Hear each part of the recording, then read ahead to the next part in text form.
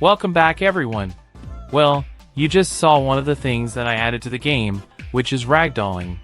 I even added Raiden, a camera shake module, and even a tutorial for the fighting part of the game, so stay tuned to see all of that. And before we start, I challenge you to watch this devlog to the end, since a lot of you can't seem to watch the video from start to finish. Challenge accepted. Now let's see what I added first. Let's begin with the double jump feature. Adding this has been on my to-do list for quite some time, and after realizing it wasn't too complex to script, I decided to do that first, and literally after 10 minutes of thinking and scripting I finished double jumps. After that I decided to add one of the more important things to the game, which is ragdolling.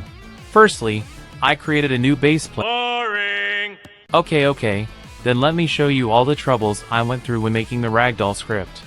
In the first variation of the script, I was pretty confident that the script would work. It simply adds ball socket constraints where your joints are and sets your humanoid platform stand to true and makes your body parts collidable. And for some reason everything except the collidable part worked, which should have also worked. Then in the second variation I made it so that your character gets copied and that the copy gets ragdolled instead of your original character. And that also didn't work. For now. What the hell? My boy, yo, you good? Yo, no, bro. Then I fixed some things up and finally got a working ragdoll. Somewhat. Never mind.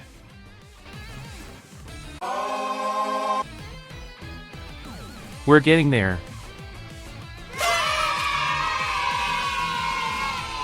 Now let's test it with 2 players. You suck. After that embarrassment, I made a third variation, which is the same as the first variation, except that your humanoid state type changes on the client side. And now, moment of truth.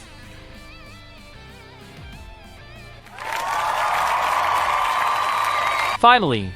And if only I could show you guys how excited I was when I finally got it to work. Anyways, I added it to the main game and it worked without any problems. Next up I decided to make a camera shake script, which turned out to be more challenging than expected. But hey, it works correctly. These are some bad examples, but since you'll watch the devlog until the end, there are some better shake examples near the end of the video. Then I added a new ability to the game. Right! Actually I added a tutorial first which explains how to fight and survive, but I did also add Raiden, so watch until the end to see that. Crafting the tutorial was easier than expected. Thank goodness. Hopefully I don't have to explain anything for the GUI, since there isn't anything to explain. But for the room, well, it could have been more special, but I was lazy and didn't feel like making anything extraordinary.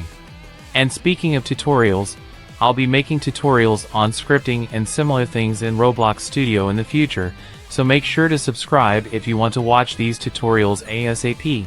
And if you want a tutorial on something specific, make sure to comment down below on what you want a tutorial for.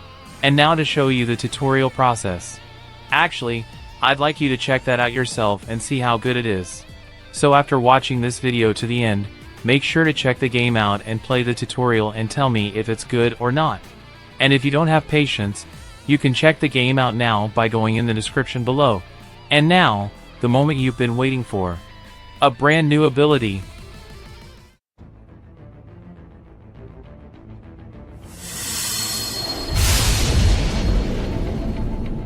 Well, probably the most interesting part of the video, but also the most painful too. Well, at least it was painful for me since I had to write some more code in my attack system so that 2 of Raiden's moves can actually work. And we will get to those moves in a moment.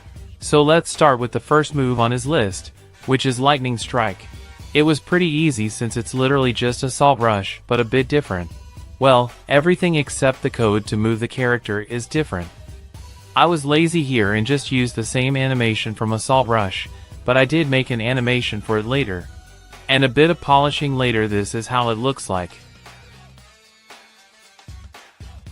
As you can see, the VFX is absolutely horrendous, So if you would like to help me, make sure to join the Discord server in the description of the video and check the pinned message and hashtag charity work.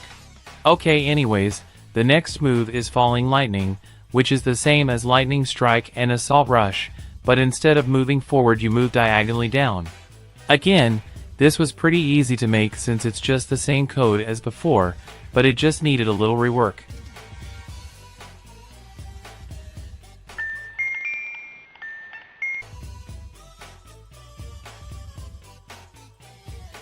The VFX still needs some love though, since I'm no VFX expert.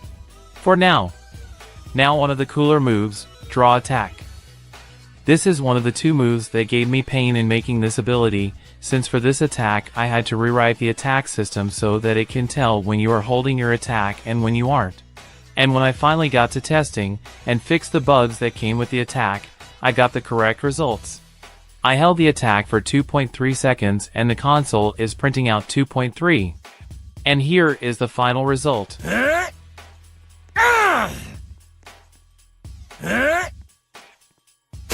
Next up is Perfect Parry. This is the second move that needed the updated attack system for it to work. Thankfully this one was way easier than Draw Attack. Okay, don't mind that bug, and in my opinion, it turned out pretty good.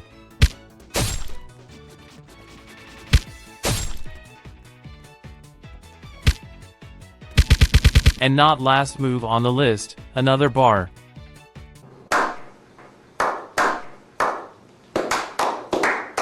I wish I could have made the bar just like in the original game, but I got discouraged because I didn't know how to make these gaps in between, and to me it even seems impossible. And lastly, I added a passive that makes you slide. Who could that be? Oh! Another box of GUIs and a small map. These will definitely spice up the game. Thanks to these two legends for shipping these boxes to my door. Now, the new UI definitely looks cleaner than the older one, and for the map, well, I'll leave it for you to check it out, smiley face. And what was I explaining? Oh, the passive. I made a passive that makes you slice your enemy right before you dash. Well, if you're a die-hard MGR Revengeance fan, then I hope the moves are pretty accurate to the game since I was lazy to check for myself because I don't have a copy on my PC. And lastly, I added a hit animation for, well, when you get hit, and a hit particle effect that I definitely did not find in the toolbox. And we can't forget the Easter eggs that come with every video. And that's it for this devlog. Before we part ways, I'd like to ask for your support. Liking, subscribing, and sharing this video would mean the world to me. Regardless, I hope you enjoyed the deep dive into these exciting additions. Until next time, take care.